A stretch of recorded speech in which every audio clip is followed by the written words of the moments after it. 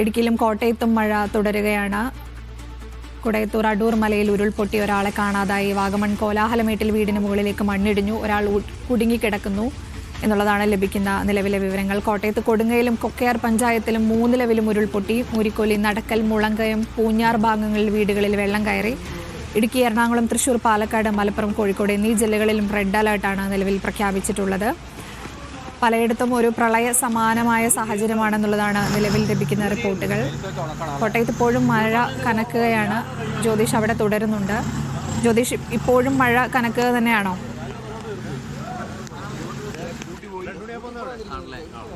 തീർച്ചയായിട്ടും നജ്മ, മഴ ഇപ്പോൾ തുടർന്നുകൊണ്ടിരിക്കുകയാണ്. നേരത്തെ ഒരു ആശ്വാസത്തോടുകൂടി കുറച്ച് നേരത്തേക്കൊന്ന് മഴ ഒന്ന് കുറഞ്ഞിരുന്നു. അത് ഒരു 10-15 മിനിറ്റിന് വേണ്ടി മാത്രമേ പറയാൻ സാധിക്കുകയുള്ളൂ.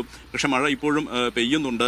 കോട്ടയത്തെ സംബന്ധിച്ച് നോക്കുകയാണെങ്കിൽ ഇപ്പോൾ അതിതീവ്ര മഴ സാക്ഷ്യം വഹിച്ചുകൊണ്ടിരിക്കുകയാണ്. കഴിഞ്ഞ മണിക്കൂറുകളെല്ലാം തന്നെ അതിതീവ്രമായ മഴയാണ്. അതിന്റെ പശ്ചാത്തലത്തിൽ തന്നെയാണ് ഞാൻ നേരത്തെ സൂചിപ്പിച്ച പോലെ തന്നെ കോട്ടയത്തിന്റെ മലയോര മേഖലയിലെല്ലാം തന്നെ ഇത്തരത്തിൽ വെള്ളം ഇരച്ചു കയറുന്ന ഒരു സാഹചര്യം ഉണ്ടായത്. ഏതായാലും നിലവിൽ ആളപായങ്ങൾ ഒന്നും തന്നെ റിപ്പോർട്ട് ചെയ്യപ്പെട്ടിട്ടില്ല എന്ന് പറയുമ്പോൾ പോലും പൂഞ്ഞാറിൽ ഒരു വീടിന്റെ മുകളിലേക്ക് മണ്ണിടിഞ്ഞ് വീണ് ഒരു കുടുംബം കുടുങ്ങിക്കിടക്കുന്നുണ്ട്. ആ രക്ഷാപ്രവർത്തനം നടന്നുകൊണ്ടിരിക്കുകയാണ്.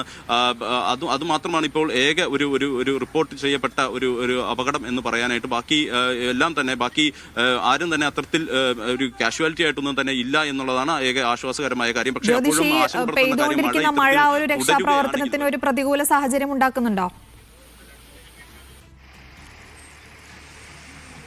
തീർച്ചയായിട്ടും നജ്മ, പെയ്തുകൊണ്ടിരിക്കുന്ന മഴ തീർച്ചയായിട്ടും അത് രക്ഷാപ്രവർത്തനത്തെ പ്രതികൂലമായി ബാധിക്കുന്ന കാര്യത്തിൽ യാതൊരു സംശയമില്ല. കാരണം പല മേഖലകളും ഞാൻ നേരത്തെ സൂചിപ്പിച്ച പോലെ ഒറ്റപ്പെട്ട് നിൽക്കുകയാണ്. അതാണ് ഏറ്റവും ബുദ്ധിമുട്ടുള്ള കാര്യം. ഇപ്പോൾ ഇവിടുന്ന് തന്നെ, ഇപ്പോൾ കോട്ടയം ടൗണിൽ നിന്ന് തന്നെ ഈരാറ്റുപേട്ട ഭാഗത്തേക്ക് പോകാനോ അല്ലെങ്കിൽ ഈ പറഞ്ഞ പ്രദേശങ്ങളിലേക്ക്, ഈ പാല ഉൾപ്പെടെ അതുപോലെ തന്നെ മുണ്ടക്കയം ഉൾപ്പെടെയുള്ള സ്ഥലങ്ങളിലേക്ക് പോകാനൊക്കെ വലിയ ബുദ്ധിമുട്ടുണ്ട്. കാരണം ഈ പോകുന്ന വഴിയിലെല്ലാം തന്നെ വെള്ളം നിറഞ്ഞ് റോഡെല്ലാം കാണാൻ പറ്റാത്ത അവസ്ഥയിൽ അത്തരത്തിൽ വെള്ളം നിറഞ്ഞു നിൽക്കുകയാണ്. അതുകൊണ്ട് തന്നെ വാഹന ഗതാഗതം വളരെയധികം തടസ്സം രേഖപ്പെടുന്നുണ്ട്. അപ്പോൾ അതുകൊണ്ട് തന്നെ അത്തരം മേഖലയിലേക്കൊക്കെ എത്തിപ്പെടാൻ വലിയ ബുദ്ധിമുട്ടാണ്. അതെല്ലാം തന്നെ രക്ഷാപ്രവർത്തനത്തെ പ്രതികൂലമായി ബാധിക്കുന്ന കാര്യത്തിൽ യാതൊരു സംശയമില്ല. പക്ഷേ ജില്ലാ ഭരണകൂടം നേരത്തെ തന്നെയുള്ള മുൻകരുതലിന്റെ ഭാഗമായിട്ട് തന്നെ ഈ പ്രദേശത്തെല്ലാം ക്യാമ്പുകൾ തുറന്ന് ആ പ്രദേശത്തേക്ക് എത്തിപ്പെട്ടുകൊണ്ട് തന്നെ ചില ആളുകളെ എല്ലാം തന്നെ ഈ അപകട മേഖലയിൽ ഉള്ള ചില ആളുകളെ എല്ലാം തന്നെ, കുടുംബങ്ങളെ എല്ലാം തന്നെ മാറ്റി പാർപ്പിച്ചിട്ടുണ്ടെന്നുള്ളതാണ് അറിയാൻ സാധിക്കുന്നത്. അതെല്ലാം തന്നെ ആശ്വാസകരമായ കാര്യമാണ്. ഏതായാലും ഈ തീവ്ര മഴ പെയ്യുന്ന ഒരു സാഹചര്യത്തിൽ ഈ മീനച്ചിലാറും അതുപോലെ തന്നെ മണിമലയാറും രണ്ടും കരകവിഞ്ഞ് ഒഴുകുന്നൊരു സാഹചര്യമാണ്. ഈ